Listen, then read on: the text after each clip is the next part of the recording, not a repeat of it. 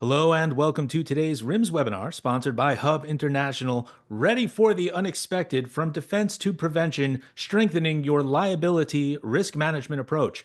I am Justin Smolison, Business Content Manager here at RIMS, the Risk and Insurance Management Society.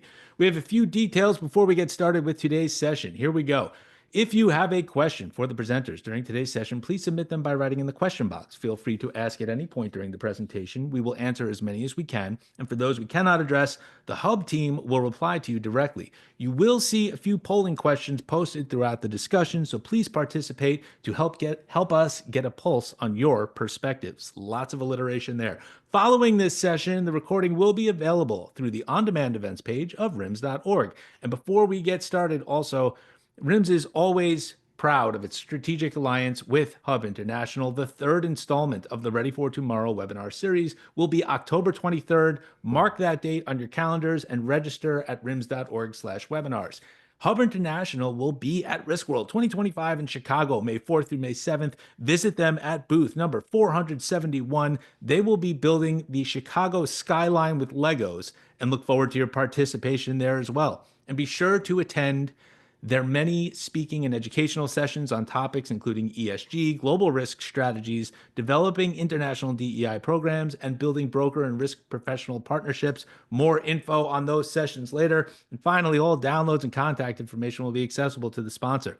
And on with today's presentation. As we said, this is the second installment of Hub's 2025 Ready for Tomorrow webinar series. The focus will shift from simply reacting to nuclear verdicts to developing proactive plans to align legal and insurance strategies for improved outcomes. You will hear practical insights to help you mitigate legal risks and optimize coverage. Now I will hand it off to our moderator, Hub International's Executive Vice President for North American Casualty Practice, the leader, Carol Murphy, to get the conversation started. Carol, take it away. Thank you, Justin, and good afternoon or morning to all. I'm so excited about our panel today and just wanted to start with introducing our fabulous speakers. Let's start with John Ferguson. John is the head of Excess Casualty for Zurich North America.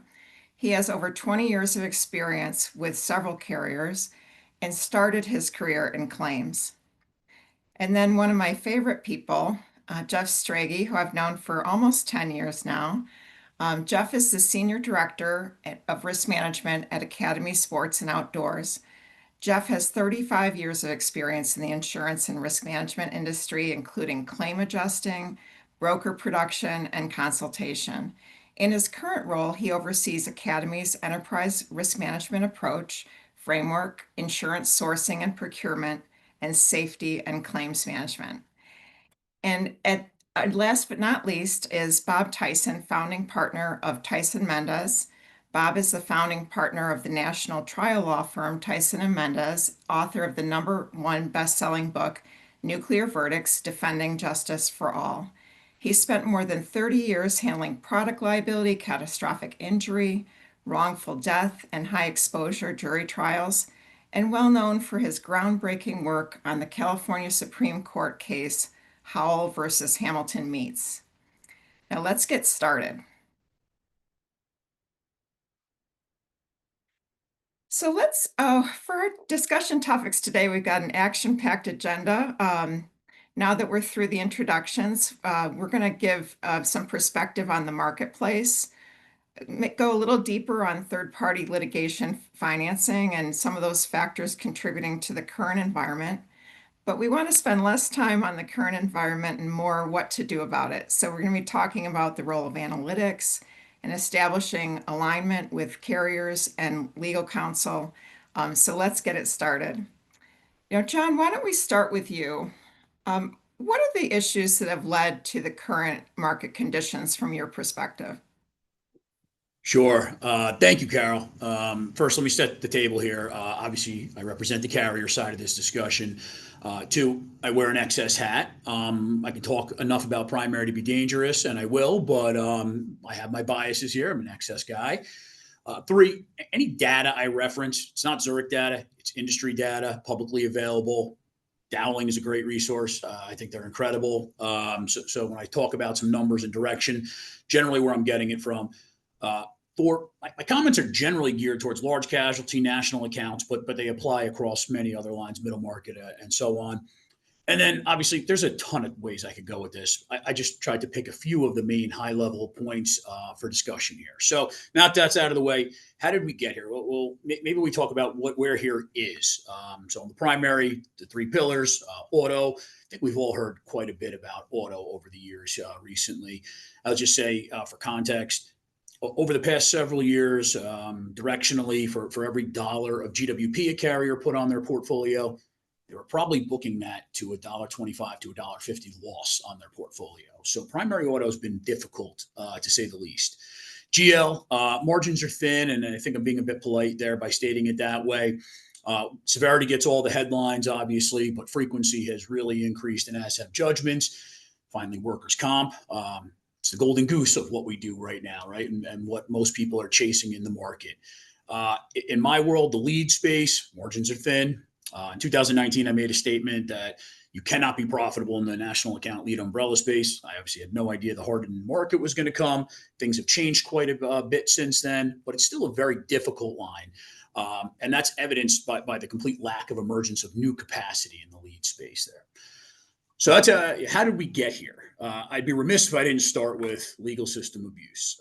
I'm not going to beat this one. We got some experts on the panel here today, but I have to note: rise in nuclear verdicts. Top 100 verdicts have increased 350% from 6 years ago to an average of 225 million.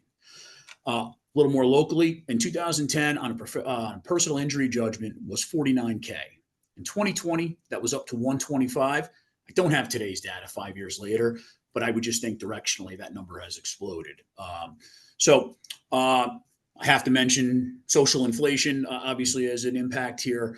But from an underwriter's perspective, we're the gatekeepers of yesterday, today, and tomorrow. If we look back at the billions of dollars of PYD put up by the industry over the last year, 2 years, the simple conclusion is we didn't get it right the first time. Now, some of that was difficult to predict. Opioids, the numbers there are staggering. The Adult Survivors Act in New York, that information isn't quite as public, but those numbers are equally staggering.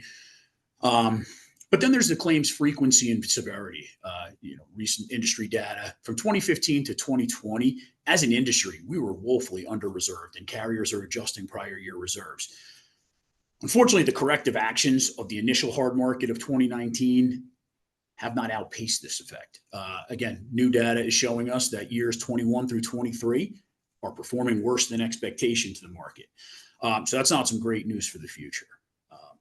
That's a bit of where we are right now and some of the high level of how we got there. Okay, well, that's interesting, John. How about you, Bob? What have you seen in terms of changes that the plaintiff bar has made to the way they try lawsuits in courtrooms over the last 15 years? Yeah, thank you, Carol. Thanks for having me. This is awesome. So yeah, look, I've got a much more focused view. I don't have quite the worldview that John has. I'm just a simple trial lawyer, and I'm in trial. And I'm observing trends. We have someone in our law firm in trial every single day of the week, right? We're a national law firm with over 260 lawyers. So what's going on in courtrooms? And that's really all I can control or try to control. And there's been a major shift in the way that plaintiffs' lawyers are trying cases over the last 10 to 15 years. That hadn't happened my entire career, right? I've been doing this for 35 years. That means the first 20, 25 years there was no big changes. Nothing was going on. But the changes in the last 10 to 15 years are tremendous. And they're happening within the courtroom. There's a lot going on outside the courtroom, right? And there's a lot of talk about that with Congress and with tort reform and all that. But what's going on in the courtroom is that plaintiff lawyers are manipulating your neighbors. So, right, I mean, jurors are your neighbors, and they're being manipulated by plaintiff lawyers, and they're really, really good at it. And what they've done, the two major changes that they've made, is the first thing that they're doing now is asking the jury to award large verdicts. Yeah, sure, you nod your head, makes sense. Yeah, I see it. I mean, they're getting big awards. No, They didn't used to do that, right? If you've been around doing this long enough, you all know stories about a defense attorney getting up and closing argument and saying, do you know, while plaintiff's counsel was talking, I was keeping notes. And if you add up all the money he's asking for, do you know it equals $3.7 million? Can you believe that? Right? And like shows it to the jury like this big aha moment. Listen, today, if you make it past voir dire, right, jury selection, without the jury hearing plaintiff's number, that's a win, right? Because plaintiff's lawyers, they're smart. They're really good. They're very well equipped. They study their trade. They don't study billing guidelines. They don't study metrics. They study psychology, right? And they're using psychology on the 12 people that are going to decide their outcome. And they've realized that the only way to get a large verdict, and this is backed up by the data, we have the data. I think like 5% or 5% of all nuclear verdicts give a large award without asking for it. So the best way to get a large award is to ask for it. And that's from psychology. That's priming and recency. They studied psychology and realized we need to prime the jury. We need to start right out of the gate. And what they do is they pre-qualify the jury. They will literally ask your neighbors, hey, if the evidence supports, will you award $50 million if the evidence supports it? If they say no, they get them off the jury. So now your defense lawyer stands up and you're starting the trial with 12 people who agree that if you can prove it, we're going to get $50 million. Well, that kind of stinks, does it? That's radically different. And then the second thing is they've changed the emotion they're going for, right? The number one rule of a jury trial is you must not allow bias, sympathy, or prejudice. You must have no emotion in your jury trial. What plaintiff's counsel says, unless that emotion is for us, then let's go for it, right? The defense says, oh, we follow the rules. Let's follow the rules. No emotion. Plaintiff's counsel says, yeah, no emotion, unless we can get it on our side. What they used to go for was sympathy. The radical change about 15 years ago is now they're going for anger. They're trying to get your neighbors angry. What happened 15 years ago was this one book came out called the Reptile Theory, and that's a methodology to get jurors scared and angry. But that emotion, anger, just think about yourselves. If you feel sympathy for someone, that can pass, and it can pass rather quickly. Like, oh, wow, I'm sorry you're not feeling well. Can you still get me that report? They tell you to go screw yourself. You could care less about the report. Now you're pissed, right? So anger is a more motivational emotion. Plaintiffs' lawyers studied the psychology, hired psychologists to figure out how to get jurors emotional, get them angry, because anger is an action emotion, right? Someone cuts you off on the freeway, you're going to react. You may scream, you may put up a finger, you may go after him. I don't know. Sympathy doesn't necessarily get you to act. So those are two radical changes in the last 15 years that are leading to nuclear verdicts. Oh, wow. That's crazy, Bob. I know all about anchoring, and I didn't know so much about the anger component. I'm really anxious to hear Jeff's perspective, but before we do that, I think, Justin, let's go to poll question number 2.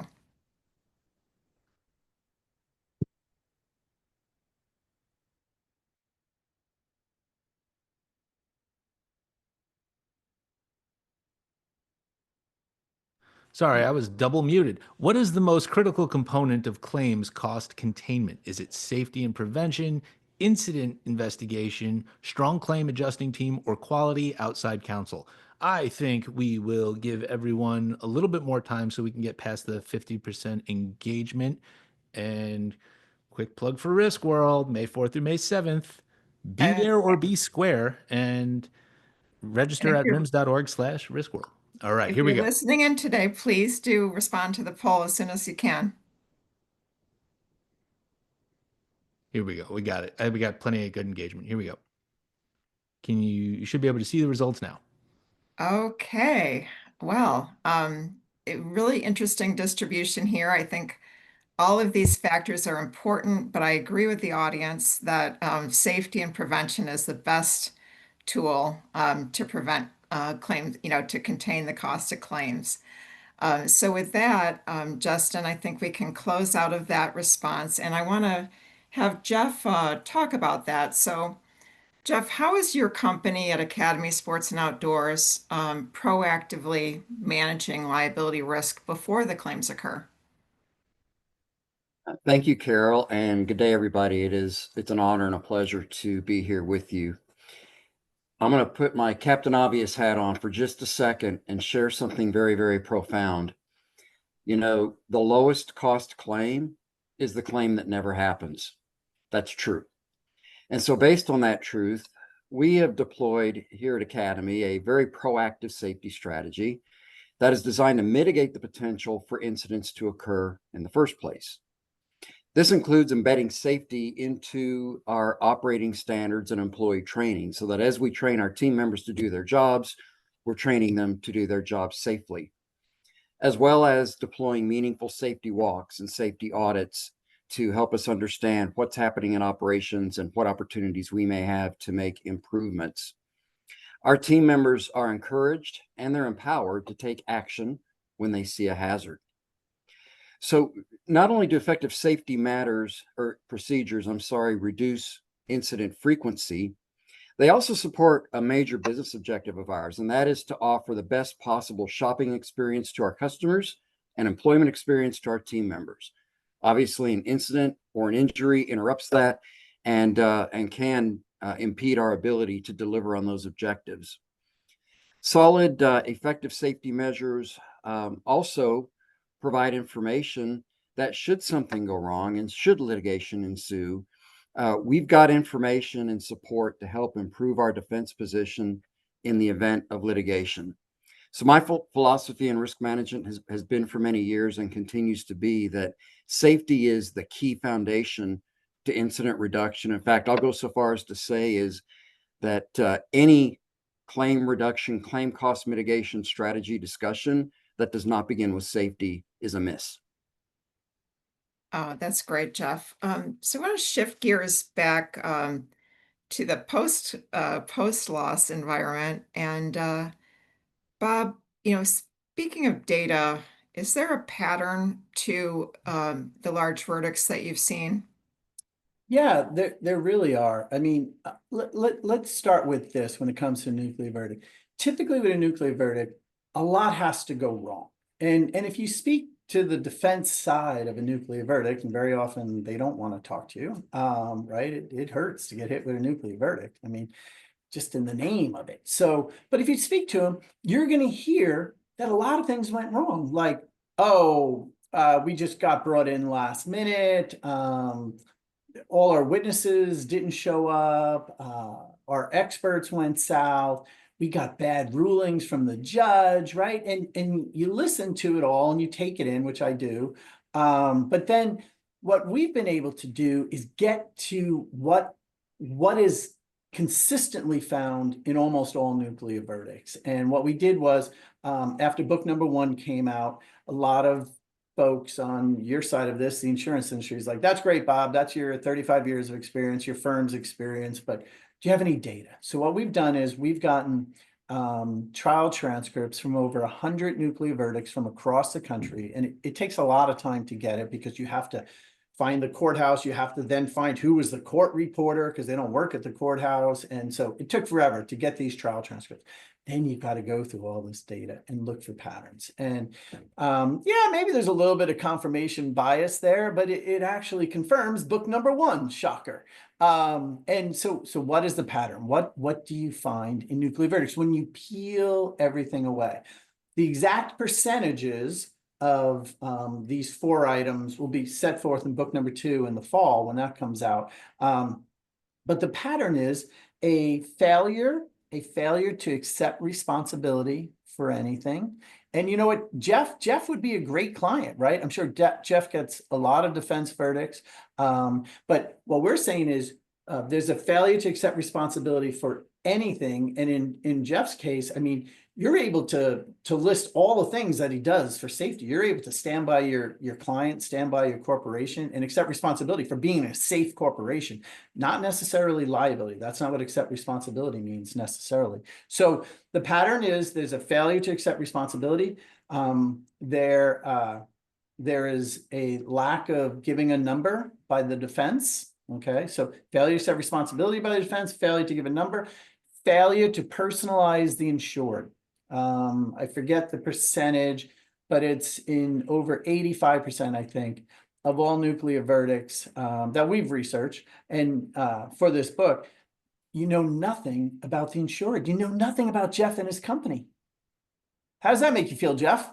Your defense counsel spends a month fighting a brain injury case, and they know nothing about your company when you're done reading the closing arguments in it. And that's in 85% of nuclear verdicts. That's small companies, that's big companies. And then the last thing is, again, similar numbers, I think it's in 80% of the cases. There is a no argument on pain and suffering. So the largest component of nuclear verdicts, a lot of people think it's punitive damages. No, it's non-economic damages, which is covered by insurance, right? The pain and suffering. That's the largest component of most nuclear verdicts. And in a majority of the nuclear verdicts, your defense counsel is not even arguing it. It's the largest. You're worried about nuclear verdicts. I mean, if you listen to the C-suite, right? You listen to John and others, they're talking about climate control and social inflation. The number one driver of social inflation is nuclear verdicts. The number one component of nuclear verdicts is pain and suffering. And the best defense lawyers in America aren't even arguing it.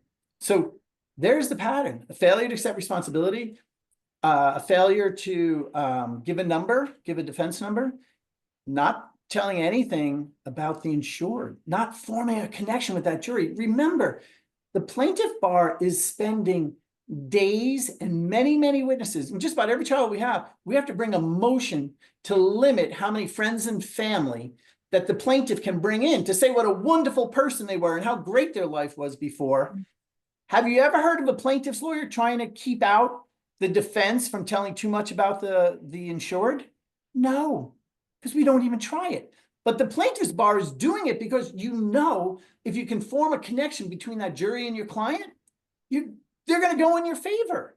It's the same for the defense. Psychology works both ways, right? So the good news is we don't have to start scratching our heads and wondering what the heck is going on with juries nowadays. Oh my God, it's changed. Everyone's changed.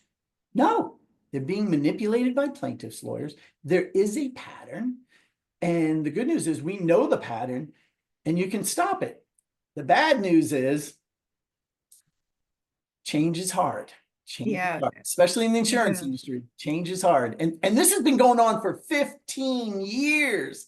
And we're still just talking about it. And even when I get people nodding their heads, when we get particular catastrophic excess files, we still get pushback on these four things. So change takes time. Change takes time.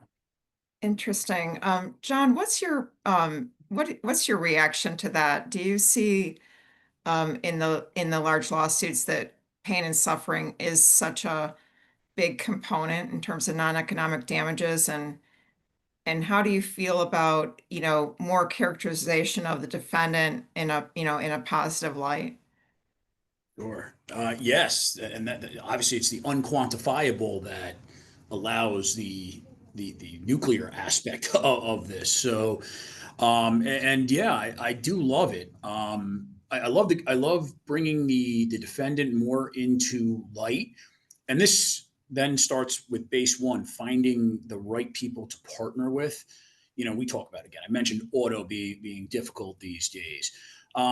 But those industries that have the best practices, continuous MVR, drug testing, things like that, that makes for a good witness. If you're the type of insured who has long haul operations, yeah, you got heavy Texas, you got all the strikes against you, but you're a company that the average tenure of your driver is 10 years, and this guy has a continuous MVR done. That makes for a good witness. Accidents do happen, and we are in business to pay losses. It's mitigating that runaway expense aspect of it that we're talking about now. So I'm in favor of it, but we do need a lot to happen. And it starts at that inception. It starts at finding the right partners with the right company culture, and that's who you want to go to battle with, quite frankly. That's great, John. So, Jeff, what advice do you have for other businesses looking to align with the insurer on their legal and insurance strategies? No, that's a great question. And I agree with what Bob and John are saying. The more we can remind people that there are human beings behind the corporate logo, the better off you are. And I subscribe to that wholeheartedly. First of all, again, Captain Obvious here, making sure that the internal lines of communication are open. I report up through legal, so that's pretty easy in my world here at Academy, but making sure that the stakeholders within the organization are aligned on our position and our strategy and our plan to get there is critically important. But in addition to that, we are fortunate to have many quality people providing us service outside of Academy. And so I tell my team all the time, you have good expertise available to you, leverage that, leverage your service providers, build strong relationships with your TPA, build strong relationships with outside legal counsel, and make sure you're using counsel that understands your culture, is aligned with your culture, and will align with you and you with them on the approach to defense. Leverage the resources at your insurance carrier. For sure. They bring a lot of expertise and a broad perspective to the table. If your broker offers claim expertise, leverage that. I guess what I'm saying in a nutshell is, invite people with different perspectives and expertise to the table, each to have a say in what we're doing and where we're going in any sort of given matter. This will position you for success, not just in prevention, which is critically important, but when something does go wrong, working together to manage that to the best possible outcome. Oh, that's great, Jeff. Bob, what do you think, what are other things the defense can do differently now to try to prevent nuclear verdicts from happening? I have a dream, Carol. I have a dream. Okay. You ready? Here's my dream. I dream that someday everyone's going to respond to this question the way I want them to. Okay. So here, I want to get you in a place. So what happens is you got a big case that's going to trial and we get summoned to New York. We got to fly from California to New York and there's $100 million demand. And we show up in a conference room in, well, it used to be downtown. Now maybe it's Midtown, an insurance company's office. And everybody's there. The adjuster you've been working with, the underwriters, big people like John's there, and you're intimidated and you've got your team with you.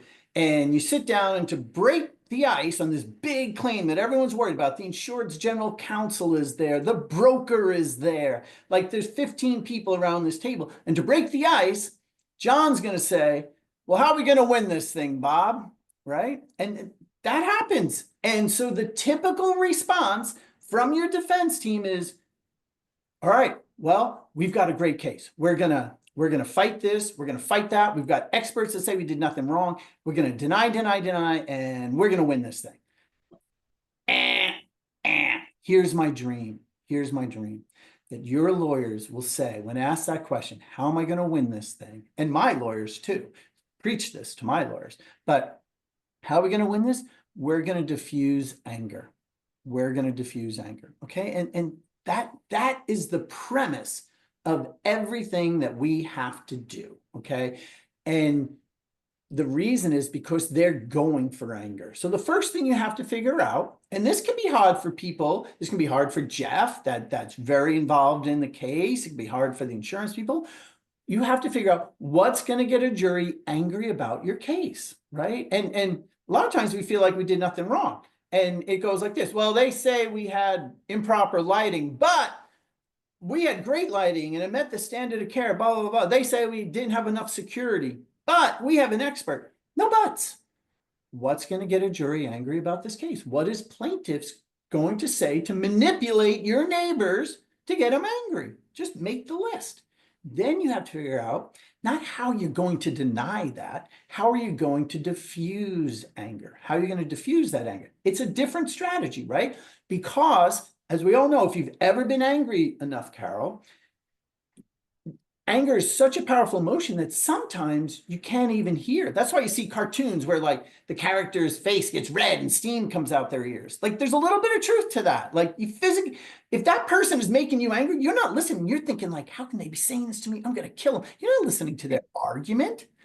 Your defense counsel, so that you know if plaintiff's counsel has done their job, your defense counsel is standing up there in front of 12 people who are at best on the verge of anger. They haven't heard your side of the story. They don't know what a great company Jeff has yet. All they know is they're kind of pissed because they only heard one side of the story, an opening statement. If you stand up there and do what typical defense lawyers do, which is deny, deny, deny, it ratchets up anger. Think about it in your personal life. You're mad at your loved one or whatever. You shouldn't have done that. You shouldn't have done that. And they yell back at you. You're wrong. Are you even listening to them anymore? No. Don't you want your neighbors, your jurors to listen to your defense counsel? So the first thing you have to do is deal with anger, right? And then there's methods to do that. And it really, you follow the pattern.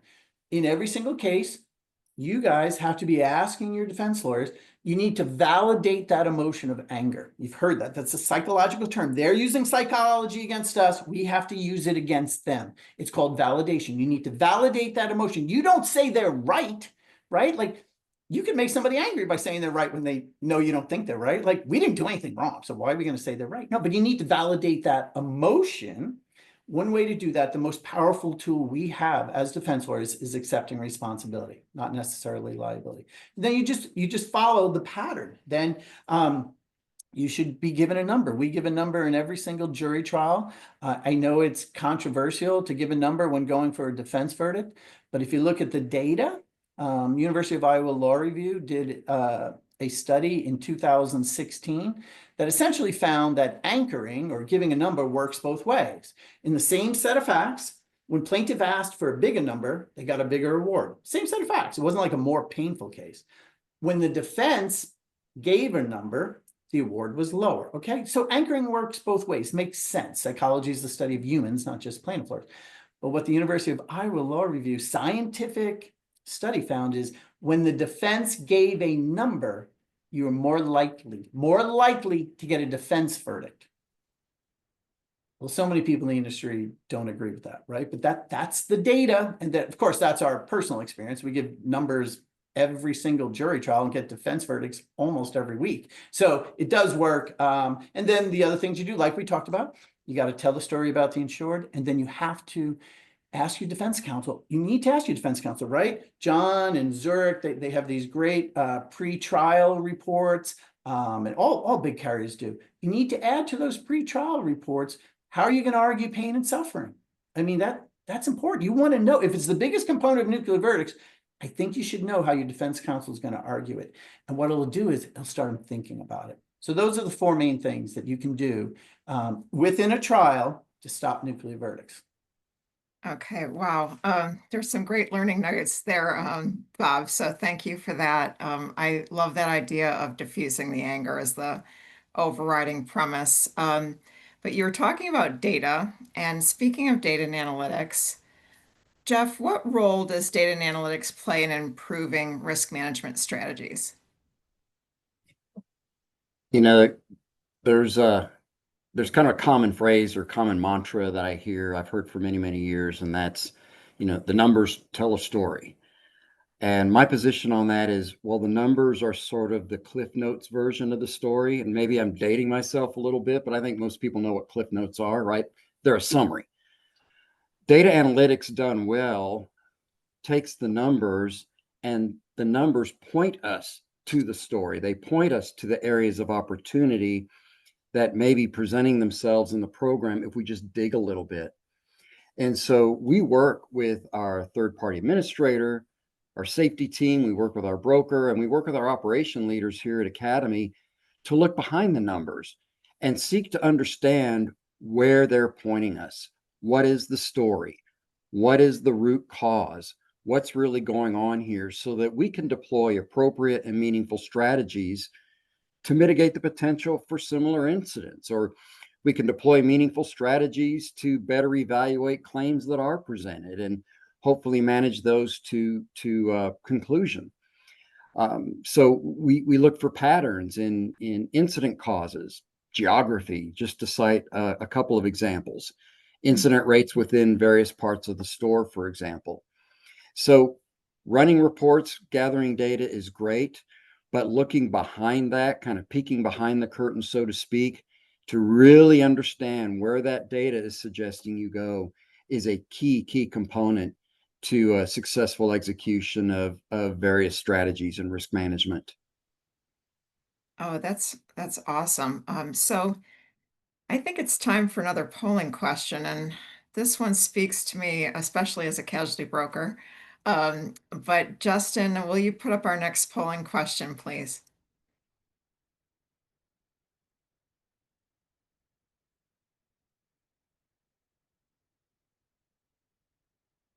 I'm trying. Just give me 1 second here. Not launching. Can you see it? Nope. No. Let me fix something on the back end. Please continue, and I'll let you know as soon in the chat as soon as I can bring it back up. Okay, that sounds good. Um, so let's shift over to John. John, how do we win together in the current market? I mean, what are carriers like Zurich doing to prepare for the future and even new and emerging risks? Oh boy, tough question here, but I'll take a shot at it. So there's a few different levers, prongs here: long term, short term. I'll start with a bit of the long term, and this might be seen very long term.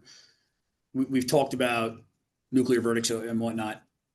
Tort reform is required, and that's not going to happen anytime soon. That's done on a state by state level. I'm not aware of any federally discussed solutions in the horizon.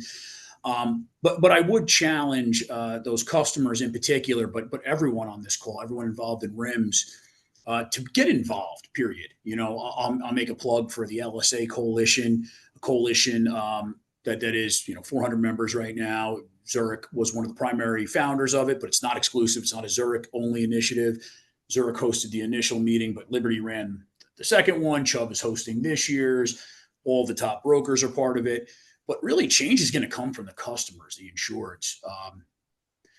The government doesn't want to hear from carriers saying, we want things to change for the better, but they will listen, especially on a local level, to the customers, the people who live and work in their jurisdiction. So I would challenge everyone, if you're not already involved, definitely get involved, be vocal. Again, that's a bit of a long-term solution. Today, what we're doing, it starts with what I was saying earlier. Finding the right partners is critical. That's where it all starts. New business, renewal. In this market, customer, insured, broker, potential insured, we all need to be connected throughout the year. Nothing happens quickly in this market. We're asking more questions these days. Some of that takes time to investigate. So the more time we're getting to know the insured, and generally that means speaking directly. The brokers are great, but we want that face-to-face interaction. We want the relationship to become embedded. Also, some of these relationships you currently have are long-term relationships. We're not so arrogant to think that we're going to come in and disrupt those day one, especially if it's somebody you've only met virtually once or something like that. So we have a bit of a long-term approach. We need to hear from the customer too. What is the problem? What's concerning you today? And then we'll be honest with you if we can help solve that or not. And the answer is no sometimes, and you have to part ways and go in a different direction. Completely understand that. But relationships lead to better outcomes. We look for partners who share similar values or culture. We want to understand the vision. Rarely, again, in this market, do you have fly-by-night transactions, but those are short-term. They don't lead to long-term productive relationships. So again, long-term solutions, not necessarily the cheapest or quickest. It's getting to know each other, working on a structure that you can live with today and for the foreseeable future as well. the more ingrained the organizations are. So yes, I don't think I'm sharing too much of a playbook.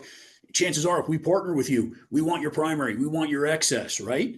But we also probably want your property and your professional and whatnot. The more we get to know a company's culture, the better the results are likely to become. And that does include, bundled claims, embedded risk engineering. They all lead to carrier better outcomes. And that is critical for both of us to be productive in the long term. I would say a little more on the creative front. Again, I wear that excess hat. This is a difficult market. Everybody, I certainly appreciate where insureds are coming from. I certainly appreciate brokers are working harder than ever to place towers. But the fact of the matter is, as I referenced, our losses are still increasing. Even on years corrective action has been taking place, loss costs are still deteriorating. So, hey, we can continue in this current market, decreasing limits, 20% rate, at some point we're probably going to hit a wall, or we have to really start fundamentally looking at things differently. Is this the time to start really considering a market change from the standard occurrence to a claims made market? That could probably offer some savings, more capacity, while protecting the carrier's balance sheet, which is our biggest concern, that year over year systemic risk. We talk all the time with all of our broker partners about creative solutions. I got to tell you, I've heard some great ideas, whether it's a large facility in the high excess, ways that maybe here in the States we're burdened with administrative tasks that other places don't deal with. Is there a better way to streamline all of these actions? I don't, I'm not here to outline and say here's one particular way forward, but I am very optimistic based on all of these conversations that are taking place that we could be on the precipice of a big market change. I'm very excited by that. Oh, thank you, John. Yeah, I know all about those additional underwriting questions and definitely need to get an earlier start than we used to in the past. Yeah. I think now we can go back, Justin, and do our polling question, and then we'll keep it going with some questions from the audience.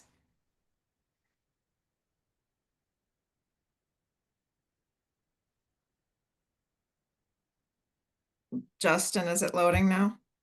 I'm trying to launch it. It's not, hold on. It's not.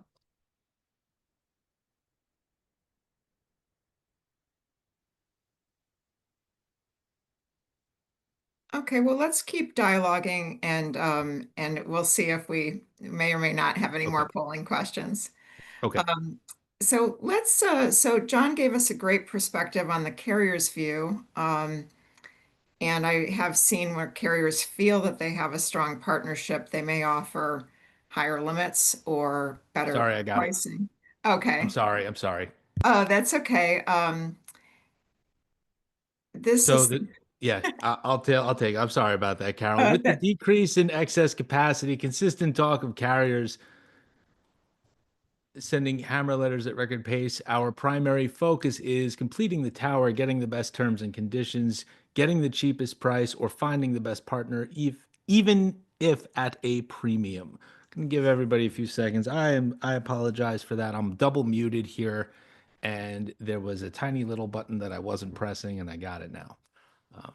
So we've got some there's good no one correct answer really for this one. We were just, really wanted to get the input of this wonderful group of attendees to understand. Yep. Okay, we got 50%. Here we go. And poll share results. You can see it. Okay.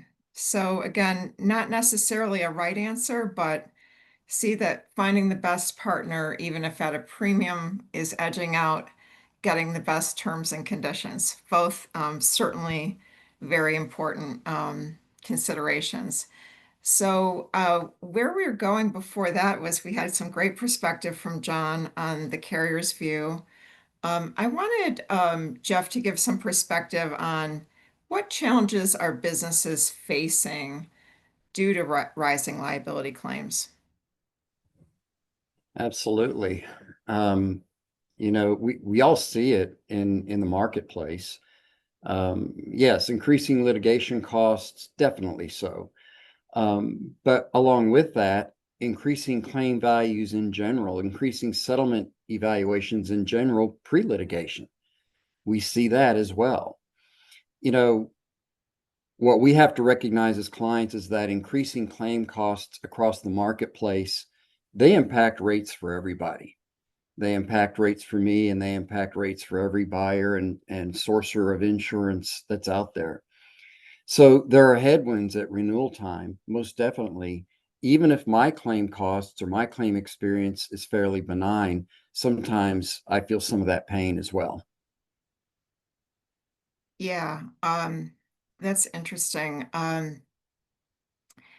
I think headwinds, when you talk about that, what we're really talking about is volatility, right? I find that CFO customers and treasurers, all the main thing they don't want is anything unexpected.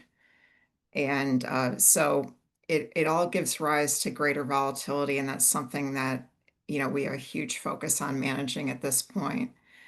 I think, you know, I'm curious what the panelists think of the last polling question. But while we mull that over, um, Jeff, could you continue on with how do you work with insurers to make sure you get better coverage and pricing? Sure. You know, I think John said it very well from the carrier perspective, and I'm aligned with that. First of all, I think we have to recognize that the insurer-insured relationship is a trust relationship. It's a trust relationship. I'm taking some financial exposure and asking Zurich or my insurers to take that exposure on in my behalf. And so I work hard to build that trust and to preserve that trust. So a couple of things I'll mention along those lines. First of all, transparency is key, and recognizing that the devil's in the details, so to speak. So, underwriters are paid to ask questions, and they're paid to seek to understand. And so the more questions I can remove from an underwriter's evaluation of my account, the better result will be delivered for all of us. So specifically, we share our safety and prevention strategies in great detail. We share our incident reports and, of course, loss runs. We share our analytics. But also, as we go day to day through the management of the relationship and the management of claims, every liability policy has its 7 deadly sins, right? The things that you have to report to your insurer. We go a little bit beyond that. And if there are claims that present maybe potentially a little bit of hair, as I call it, and certainly every litigated matter, we go ahead and report it to the insurer, whether it's on that required list or not. And as I mentioned earlier, we welcome and we want and we covet their perspective. We invite them to participate in the process to the extent that they would like to, including key strategy discussions with our TPA and our outside counsel. So, having that mutual trust that hopefully my insurance partners realize and understand that everything we're sharing is thorough and accurate and true. While I trust the fact that they will be there if I ever need them, when I need them, that's what this is really all about. And that sounds like a holistic relationship, kind of like John was talking about, right? With broader access, broader transparency, and close alignment. We got a great question from the audience, so I wanted to redirect to this one. The question is, Bob spoke about psychology. Do we need more psychology and holistic approaches on the insurance side of the equation? Anyone can jump in here, but Bob, why don't you start us off? Yes, yes. Listen, our side of this is so much more complicated than the other side. Okay. Plaintiffs' lawyers show up with one goal and one goal only. Do you know what that goal is, Carol? When they show up for a jury trial, what's their really only goal? Just make them angry and Make make them money. angry and make money, right? Yeah. Make as much money as possible. Make as much, that's one singular goal. The defense, I wish that we showed up trying to get the lowest verdict. We don't. Many times our clients, our brokers, our insurance carrier, only wants a defense verdict.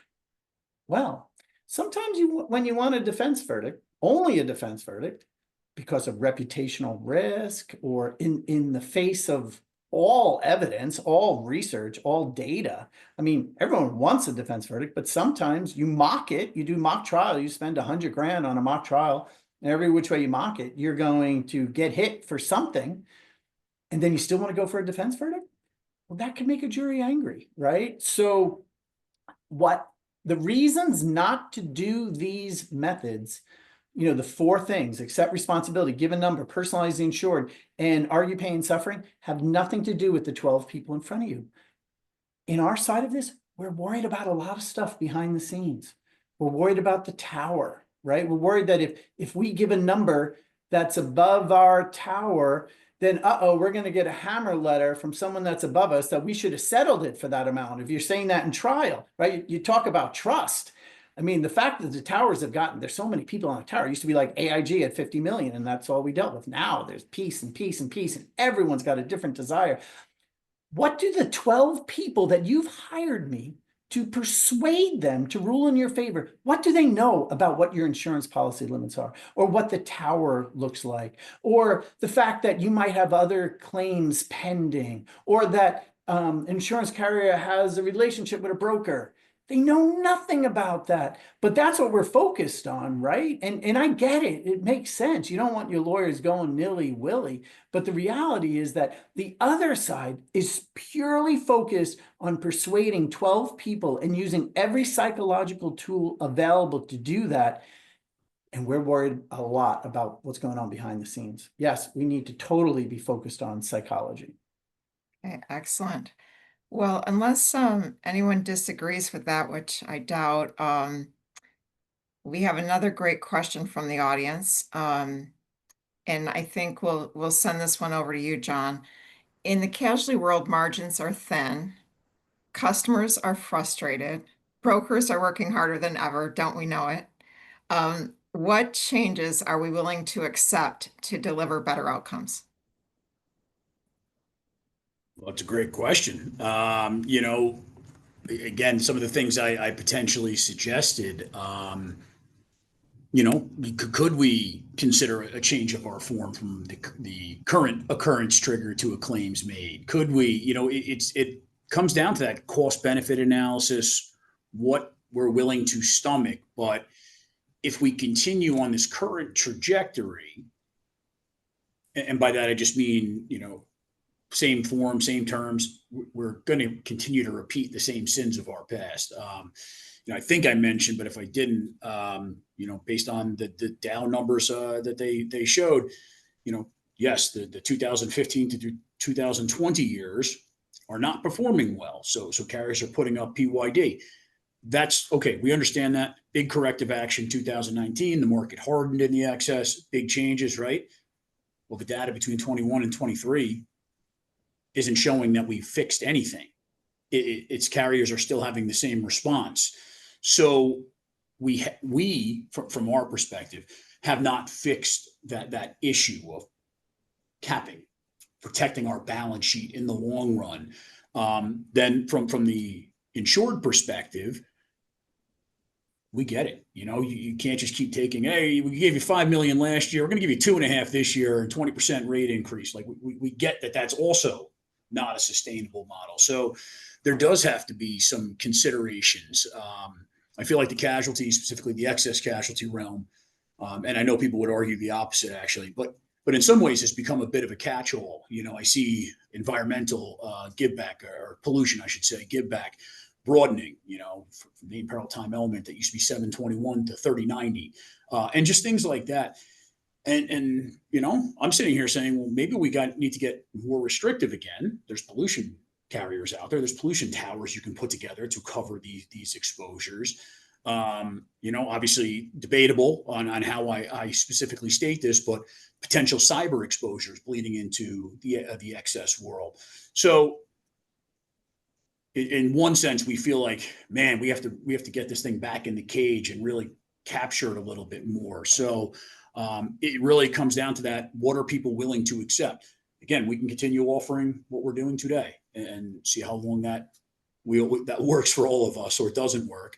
Or we can open up our minds and say, okay, let's start talking together about a creative solution for a particular insured. If you're a products heavy account, what can we consider here? If auto is your problem, you might have to take a different structure than maybe some other insureds. Yeah, I like that, John. The solutioning instead of, just excluding or not writing a Yeah. product is maybe creating a new way of looking at it, or a new way of writing a product that can serve customers in the new environment we're in. So we're almost out of time. Boy, I had so many great learnings from this panel, but of Bob's, 4 specific recommendations to prevent nuclear verdicts. I love that idea of personalizing the defendant, and characterizing all the good things our risk managers and our customers are doing, for society. Diffusing anger, all the talk we had about psychology and how important that is, something that has often been neglected by the defense side of the equation. I love the conversation with John and Jeff around partnership and alignment, getting better results. Better results might mean better limits, better coverage, certainly better pricing for a client. It means better claim outcomes for a carrier. And that partnership and alignment can go a long way towards getting better defense verdicts as well. Or better outcomes if not defense verdicts, as Bob reminded us.